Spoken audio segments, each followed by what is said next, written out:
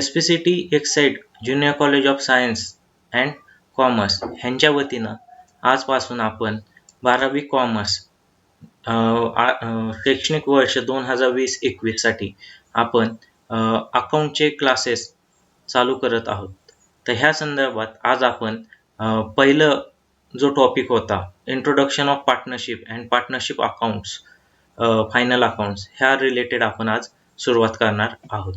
तर topic number 1 ह्याचं नाव आहे introduction to partnership and partnership final account. My name is CS Sanket Londhe आणि मी आज तुम्हाला इंट्रोडक्शन ऑफ पार्टनरशिप ह्या टॉपिकमधले 3 पॉईंट आज आपण ह्या लेक्चरमध्ये कव्हर करणार आहोत. पहिला पॉईंट इंट्रोडक्शन, दुसरा meaning and definition of partnership आणि तिसरं फीचर्स ऑफ पार्टनरशिप. हे 3 पॉईंट आपण आजच्या लेक्चरमध्ये डिस्कस करणार आहोत. इंट्रोडक्शन. पार्टनरशिप म्हणजे काय? बेसिकली आपण आतापर्यंत 11वीत असताना काय शिकलो की आपण प्रोप्रायटरी फर्म्स होत्या, त्याचं फायनल अकाउंट बघितलं, त्याचं कॅपिटल कसं असतं ते बघितलं. OC मध्ये आपण ऑर्गनायझेशन्स ऑफ बिझनेस ह्या टॉपिकमध्ये आपण काय केलं की सगळ्या गोष्टी कुठल्या कुठल्या टाईपच्या ऑर्गनायझेशन्स आहेत, प्रोप्रायटरी आहेत, पार्टनरशिप आहेत, पब्लिक लिमिटेड कंपनी आहेत, गव्हर्नमेंट ऑर्गनायझेशन्स आहेत, ह्याची ओळख आपण 11वीत असताना करून घेतलेली. तसंच आपण ज्या ज्या ऑर्गनायझेशन शिकलो त्या ऑर्गनायझेशनच्या रिलेटेड आता आपण 12वीमध्ये त्यांचं अकाउंटिंग आणि त्या रिलेटेड गोष्टी आपण ह्यात शिकणार आहोत. पार्टनरशिप म्हणजे काय? कमीत कमी 2 लोक एकत्र येऊन एखादा जो बिझनेस करायचा असेल त्याला आपण काय म्हणतो? पार्टनरशिप म्हणतो. पार्टनरशिप उदयास का आली किंवा लोक पार्टनरशिप का करायला लागली? तर आपण OC मध्ये 11वीत असताना शिकलेलो की ऑर्गनायझेशन ऑफ कॉमर्स ह्या सब्जेक्टमध्ये काय झालेलं आहे आपलं की त्याच्यात तुम्हाला हे सांगण्यात आलं की बाबा जे काही कॅपिटल लागतं बिझनेसला, जेव्हा आपण एकटा इंडिव्हिज्युअली बिझनेस करतो आपण 5 लाख बिझनेसमध्ये कॅपिटल आणू, 10 लाख आणू, 15 लाख आणू, पण इंडिव्हिज्युअल लेवलला आपल्याला कुठं ना कुठं रिस्ट्रिक्शन येत होतं. तसंच जर 2 ते 3 जण तुम्ही एकत्र येऊन जेव्हा पार्टनरशिपमध्ये बिझनेस चालू करता तर प्रत्येक जण काय करतो की त्यांची जी कॅपॅसिटी त्या कॅपॅसिटीमध्ये काय तो बिझनेस त्यात पैसे टाकू शकतो आणि त्यांना काय होतं की जे कॅपिटलचा बेस आहे तो आपला मोठा होऊ शकतो. बिझनेस जेव्हा मॅनेजमेंटची वेळ येते, जर दोघं तिघं जर एका बिझनेसमध्ये असतील तर त्याचा सगळ्यात मोठा फायदा काय होतो की एक जण तुमचं मॅनेजिंग डिपार्टमेंट बघू शकतो, एक जण तुमचं मार्केटिंगचं डिपार्टमेंट बघू शकतो आणि एक प्रोडक्शनचं डिपार्टमेंट पण बघू शकतो. म्हणजे पार्टनरशिपचा बेसिक फायदा काय आहे आपल्याला की पार्टनरशिपमध्ये 3 ते 4 जर पार्टनर असतील तर आपल्याला डिपार्टमेंट वाईज बिझनेस डायव्हर्सिफाईड करता येतो. पार्टनर्स हे त्या बिझनेसचे ओनर्स असतात आणि पार्टनरशिपला आपल्या अकाउंटिंग टर्ममध्ये त्याला आपण फर्म असं पण म्हणतो. म्हणजे पार्टनरशिप फर्म हा शब्द वापरला जातो, पण रुटीनमध्ये आपण त्याला फक्त डे टू डे ॲक्टिव्हिटीमध्ये आपण त्याला फर्म म्हणतो. आणि पार्टनरशिप जी आहे ती इंडियन पार्टनरशिप ॲक्ट 1932 ह्या ॲक्ट खाली आपल्याला ती रजिस्टर करावी लागते. पार्टनरशिप म्हणजे काय किंवा त्याचे डेफिनेशन काय हे आपण आता पुढच्या ह्यात बघू. जसं मी तुम्हाला सांगितलं इंडियन पार्टनरशिप ॲक्ट 1932 ह्या ॲक्ट खाली आपण काय करतो? आपण आपली पार्टनरशिप रजिस्टर करतो. तर तो जो काही ॲक्ट आहे त्या ॲक्टमध्ये त्यांनी काय दिले आपल्याला? डेफिनेशन दिली. Partnership is the relation between the persons who have agreed to share the profit of a business carried on by all or any one of them acting for all. म्हणजे ह्या definition मध्ये खूप काही गोष्टी cover होतात. Partnership म्हणजे काय? Relation between the persons who have agreed to share profits of the business. म्हणजे अशा लोकांचं रिलेशन की जे सगळे त्या बिझनेसमधनं काय ॲग्री झालेले आहेत की प्रॉफिट शेअर करण्यासाठी. On by all or any one of them acting for all. म्हणजे काय? जो बिझनेस सगळे मिळून चालवतात किंवा त्यांच्यातला एक जण चालवतोय. अशा बिझनेसमधनं सगळ्यांनी ठराविक पैसे बाजूला प्रॉफिट जो आहे प्रॉफिट शेअर करायला जे तयार झाले ते म्हणजे कोण आहेत? सगळे ते सगळे म्हणजे काय झाले? ते पार्टनरशिप मधले पार्टनर्स झाले. ह्या डेफिनेशन मध्ये आपल्याला एवढ्या गोष्टी त्यांनी सांगितल्यात. बेसिकली पार्टनरशिप मध्ये काय म्हणजे पर्सन्स म्हणजे काय? कमी एकट्यानं बिझनेस होतो का? नाही, मिनिमम 2 जण तर पाहिजे. पर्सन्स हे प्लुरल फॉर्म आहे. जेव्हा आपण एखादी डेफिनेशन वाचतो तर त्या डेफिनेशन मधनच आपल्याला त्याच्या फीचर्स किंवा कॅरेक्टरिस्टिक्स त्या बिझनेसच्या त्या डेफिनेशन मधनच आपल्याला शोधायचे असतात. म्हणजे पर्सन्स म्हणजे एकापेक्षा जास्त लोक आले. तर ह्या केसमध्ये काय पर्सन्स म्हणजे काय झालं की अनेक जण ॲग्री टू शेअर प्रॉफिट म्हणजे काय की ते प्रॉफिट शेअर करणार आहेत बिझनेस मधला आणि तो बिझनेस कोण चालवणार all or any one of them की बाबा एकटा कोणताही बिझनेस चालवत असेल किंवा दोघं तिघं मिळून बिझनेस चालवत असतील. काही जण फक्त पैसे देतात आणि म्हणतात की तुम्ही बिझनेस करा पण आम्ही प्रॉफिट शेअर घेणार. ह्यानुसार पार्टनरशिप काम करते किंवा सगळेच जण त्या बिझनेससाठी काम करत असतात. तसंच ॲज पर प्रोफेसर हँडी त्यांनी एक आपल्याला डेफिनेशन दिली. त्यांनी डेफिनेशन काय दिली? Partnership is a relation existing between person competent to make contracts who agrees to carry on lawful business in common with a view to earn private gain. आता ह्या definition मध्ये पण बऱ्याचशा मागच्या डेफिनेशन सारखे पॉइंट कमी झालेत. ह्यांनी काय सांगितलंय between person competent to make contract म्हणजे अशा व्यक्ती की ज्या ॲग्रीमेंट करायला सक्षम आहेत. Competent to make contract contract म्हणजे काय की आपण डे टू डे ॲक्टिव्हिटीमध्ये ॲग्रीमेंट करणारा म्हणजे भारतीय कायद्यानुसार जर तुम्हाला जर ॲग्रीमेंट करायचं असेल तर ह्या केसमध्ये ॲग्रीमेंट कोणाचं होतं तर ह्या केसमध्ये तुमचं जे ॲग्रीमेंट आहे की जो मेजर आहे मेजर म्हणजे कोण की ज्याचं 18 वर्षापेक्षा जास्त वय अशी कुठलीही व्यक्ती कॉन्ट्रॅक्ट करू शकते. मग त्या व्यक्ती काय होऊ शकतात पार्टनरशिपमध्ये पार्टनर्स होऊ शकतात. Who agree to carry a lawful business. आता उद्या जर आपल्याला कुठला बिझनेस करायचा आहे तो तो लॉफुल असला पाहिजे. उदाहरणार्थ आपल्या इथं जे काही गोष्टी बॅन आहेत त्याचा जर तुम्हाला बिझनेस करायचा असेल तर तुम्ही तो पार्टनरशिपमध्ये करू शकत नाही. लॉफुल बिझनेस पाहिजे की जो त्यात व्हॅलिड आहे. समजा आता आपल्याकडे लॉटरी बिझनेस आहे तर लॉटरी बिझनेस हा फक्त गव्हर्नमेंट करू शकतं. जर कोण पार्टनरशिपमध्ये जर लॉटरी बिझनेस करायला गेलं तर तो अलाउड नाहीये.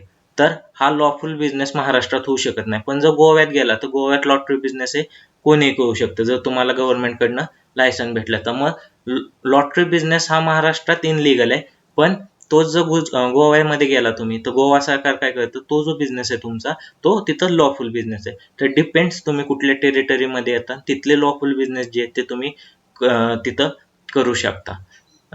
In common with a view of earn private gain. Private gain म्हणजे काय प्रॉफिटसाठीच प्रत्येक जण काम करत असतो. पार्टनरशिपमध्ये जास्तीत जास्त प्रॉफिट कसा घेता येईल ह्याच्यासाठी त्याचा उपयोग होतो. आता आपण नेक्स्ट थर्ड पॉईंट बघणार आहे. तो पॉईंट म्हणजे काय फीचर्स ऑफ पार्टनरशिप. ही जी इमेज तुम्हाला दिसते ही आपण 12वीच्या पुस्तकातनं घेतलेली आहे. आपलं जे टेक्स्ट बुक होतं 12वीचं त्याच्यातनं आपण बालभारतीच्या ई बुकमधनं आपण ही इमेज घेतलेली की पार्टनरशिपचे फीचर्स काय. जसं मी तुम्हाला सांगितलं मागाच्या 2 डेफिनेशन मध्ये आपण बघितलं. पहिलं म्हणजे काय की कॉम्पिटंट पर्सन पाहिजे कशाला ॲग्रीमेंटला. मग कॉन्ट्रॅक्ट म्हणजेच काय आलं ॲग्रीमेंट आलं. नंतर लॉफुल बिझनेसेस पाहिजे. नंतर त्यातच काय प्रिन्सिपल अँड एजंट हे एक रिलेशन असतं. तसंच काय sharing profit and losses unlimited liability registration joint ownership and management आणि डिझोल्युशन. ह्या सगळ्या गोष्टी काय झाल्यात ह्यात फीचर्समध्ये कव्हर झालेले आहेत. ह्या इमेजवरनं तुम्हाला जे आपण डेफिनेशनमध्ये बघितले ते बऱ्यापैकी फीचर्स आपले पार्टनरशिपमधनं आपण आता ते एक एक डिस्कस करू. पुढचे फीचर्स काय आहेत. पहिलं म्हणजे काय ॲग्रीमेंट. नेहमी लक्षात ठेवा पार्टनरशिपमध्ये जर रिटर्न ॲग्रीमेंट असेल तर एकदम उत्तम. पण company partnership act 1932 Indian partnership act 1932 काय म्हणतो की जरी तुमचं ओरल ॲग्रीमेंट असेल तरी त्याचा तुम्हाला फायदा होणार आहे. Partnership is a result of agreement between partners. It could be return or oral. ते कसंही असू शकतं रिटर्न असू शकतं किंवा ओरल असू शकतं. रिटर्न ॲग्रीमेंट इज प्रेफर्ड म्हणजे काय नॉर्मली जे काही आपलं रिटर्न ॲग्रीमेंट आहे ते शक्यतो कसं प्रेफर्ड होतं कारण इन द जस्टिस ऑफ कोर्टमध्ये रिटर्न ॲग्रीमेंट जास्त व्हॅलिड राहतं. आणि जे काही रिटर्न ॲग्रीमेंट असतं त्याला आपण काय म्हणतो पार्टनरशिप डीड असं म्हणतो. Number of partners. जर एखादी पार्टनरशिप आपल्याला चालू करायची तर ह्या पार्टनरशिपमध्ये काय नंबर ऑफ पार्टनर्स बेसिकली किती आहेत तर नंबर ऑफ पार्टनर्स आपले आहेत मिनिमम 2 पार्टनर्स पार्टनरशिपला लागतात आणि मॅक्झिमम 50 पार्टनर आपण पार्टनरशिपमध्ये घेऊ शकतो. ही जे काही आपल्याला नंबर ऑफ पार्टनर्स दिलेले आहेत हे आपण कशानुसार बघतो, according to companies act 2013. Companies act 2013 मध्ये त्यांनी ही लिमिट दिलेली आहे. 2013च्या आधी कंपनीज ऍक्ट कंपनीज ऍक्ट 1956 होता, त्यानुसार ती लिमिट फक्त जी काही पार्टनर्स होती ती मिनिमम पार्टनर 2 आणि मॅक्झिमम पार्टनर 20 अशी लिमिट होती. पण आता जे काही नवीन अमेंडमेंट आली 2014 मध्ये कंपनीज ऍक्ट 2013 हा हे झाला, अस्तित्वात आला आणि त्यानंतर आपण आपली जी पार्टनरची लिमिट आहे ती 20 वरनं त्यांनी 50 केलेली, म्हणजे 50 लोक एकत्र येऊन एखादी पार्टनरशिप करू शकतात. नंतर लॉफुल बिझनेस, जसं मी मगाशी सांगितलं, business undertaken by partnership should be lawful. It cannot undertake business which is not allowed by state. म्हणजे स्टेट गव्हर्नमेंटनं आपल्याला जे काही बिझनेसेस दिलेत, जे बिझनेस स्टेट गव्हर्नमेंटच्या ह्याच्यानुसार आपण करू शकत नाही, असे कुठलेही बिझनेस आपल्या ह्याच्यात कव्हर होत नाही. जर तुम्हाला आता जर उदाहरणार्थ दिलं तर काही बिझनेसेस हे गव्हर्नमेंटच्या कंट्रोलमध्ये आहेत. उदाहरणार्थ आपलं मॅन्युफॅक्चरिंग ऑफ खसखस, आपण खसखस वापरतो, त्याचं मॅन्युफॅक्चरिंग हे गव्हर्नमेंटच्या कंट्रोलमध्ये, ती आपल्याला फक्त मसाल्यात वापरायला अलाउड केलेली आहे, पण त्याचं प्रोडक्शन घ्यायचं किंवा त्याच्या परमिशन फक्त गव्हर्नमेंटकडे, म्हणजे तो बिझनेस आपण पार्टनरशिपमध्ये करू शकत नाही. नंतर 4 नंबरचा पॉईंट होता आपला sharing profit and losses. The purpose of partnership is to earn maximum profit. Partners have to share profit and losses according to the ratios given in the agreement. म्हणजे काय, त्यांचा जो रेशो आहे तो आपण काय करतो, ॲग्रीमेंट मध्ये डिफाईन करतो की त्यांचा प्रॉफिट शेअरिंग रेशो किती, लॉस शेअरिंग रेशो किती आहे, किंवा त्या दोन्हीचा कॉम्बिनेशन. नॉर्मली जर कुठलीच गोष्ट डिफाईन केली नसेल तर आपण तो 50-50% इक्वल रेशो म्हणून आपण ट्रीट करतो. If the agreement is silent about the ratio, then profit and loss sharing will be equal. जर डिफाईन केला नसेल तर तो प्रत्येकाचा इक्वल असतो. 3 नंबरची गोष्ट, unlimited liability. The liability of partners is unlimited, joint and several. That is partners are liable till the last rupee of their pocket. म्हणजे काय, एक लक्षात घ्या, अनलिमिटेड लायबिलिटी म्हणजे काय, यदा कदाचित जर बिझनेसमध्ये आपल्याला लॉस झाला, पार्टनरशिप केली आणि पार्टनरशिपमध्ये जर लॉस झाला, तर तो लॉस रिकव्हर करण्यासाठी जे आपले क्रेडिटर्स असतात त्या क्रेडिटर्सला आपल्या घरातनं आपल्याला पैसे रिपे करावे लागतात जोपर्यंत आपल्याकडे पैसे आहेत. आणि जॉईंटली आणि सेव्हलरी, जर एखादा क्रेडिटर फक्त एका पार्टनर्सकडनंच आपले पैसे मागू शकतो किंवा तो सगळ्या पार्टनर्सला त्यासाठी लायबल धरू शकतो. तर प्रत्येक जण तेवढाच रिस्पॉन्सिबल असतो की एखादा बिझनेस चालू केला तर पार्टनरशिपसाठी जी काही लागणारे गोष्टी, त्या गोष्टीसाठी काय जी लायबिलिटी येणार आहे त्या लायबिलिटीला सगळे जॉईंटली लायबल असतात आणि ही लायबिलिटी रिस्ट्रिक्ट कुठेही होत नाही. जर तुमच्या बिझनेसमध्ये जो काही लॉस होईल तो तुमच्या पदर खर्चानं तुम्हाला पे करावा लागतो. Registration. Registration of a partnership firm is compulsory only in state of Maharashtra with effect from 1st April 2005. According to Indian Partnership Act 1932, registration of partnership firm is optional. It means firm may or may not be registered. म्हणजे काय की जी काही firm आहे, आपली partnership firm आहे, ते आपण एकतर रजिस्टर करू शकतो किंवा नाही केली तरी चालेल. इंडियन पार्टनरशिप ऍक्ट तसं अलाव करतो. पण आपण महाराष्ट्रात राहतो आणि महाराष्ट्रात 1 एप्रिल 2005 पासून कंपल्सरी पार्टनरशिपचं रजिस्ट्रेशन हे मॅन्डेटरी केलेलं आहे गव्हर्नमेंटनं, की जर तुम्हाला रजिस्ट्रेशन करायचं असेल तर रजिस्ट्रार ऑफ फर्म्स म्हणून गव्हर्नमेंटचं ऑफिस आहे, त्या ठिकाणी आपल्याला पार्टनरशिप रजिस्टर करून घ्यावी लागते. 2000 पासून गव्हर्नमेंटनं हे कंपल्सरी केलेलं आहे. नंतर joint ownership and management. Each partner is joint owner of the property of the firm. So no partner can use property for personal use. All partners have equal right in managing the firm. So all partners are jointly responsible for the management of firm.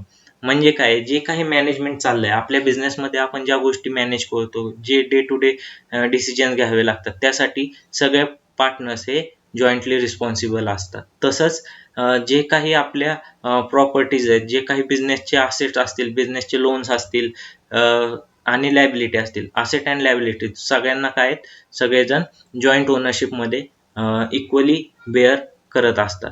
Principal and agent, each partner works in twofold capacities, that is principal and agent. A partner act as a principal in the firm with outsider, and with the other partners he act as an agent.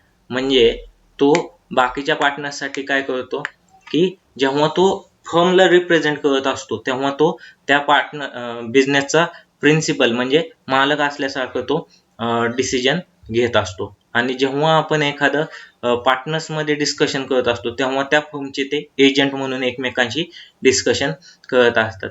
म्हणजे जेव्हा एखाद्या outsider बरोबर एखादी गोष्ट त्यांना business जर deal करायचा असेल तर ते काय, ते ॲज अ प्रिन्सिपल म्हणजे मालक म्हणून त्या गोष्टी ते डील करतात. आणि दुसरी गोष्ट म्हणजे काय की ते स्वतः एजंट म्हणून एकमेकांशी जेव्हा काम करायचं असतं तेव्हा ते काम करू शकतात. पुढचा पॉईंट आहे, लास्ट पॉईंट, तो म्हणजे dissolution. Each partners sorry A partnership firm can be dissolved through agreement between the partners. If a partner wants to close a firm, he can dissolve the firm by giving 14 days notice. The firm can also be dissolved if partner dies or retires, become insolvent or insane. म्हणजे काय, partnership कुठल्या कुठल्या कारणानं dissolve होऊ शकते. डिझॉल्युशन of partnership म्हणजे business close करणं. तर ती पार्टनरशिप कुठल्या कुठल्या वेनं क्लोज करू शकतो आपण. एक तर 14 दिवसाची नोटीस देऊन तुम्ही ती बिझनेस बंद करू शकता, किंवा सगळ्या पार्टनर्सने डिसाईड केलं की नाही आपल्याला ही बिझनेस ॲक्टिव्हिटी आता कॅरी करायची नाही, तर तुम्ही त्या कॅरी करू शकत नाही. तसंच जर कोणाची डेट झाली की कुठला पार्टनर रिटायर होणं असेल तर आपल्याला त्याचा फायदा होतो. अशा रीतीने आपण आज जे काही फीचर्स आहेत, पार्टनरशिपचे फीचर्स आहेत, हे ह्या लेक्चरमध्ये आपण बघितलेले आहेत. जर कोणाला काही शंका असेल तर तुम्ही कमेंट बॉक्समध्ये विचारू शकता. थँक्यू.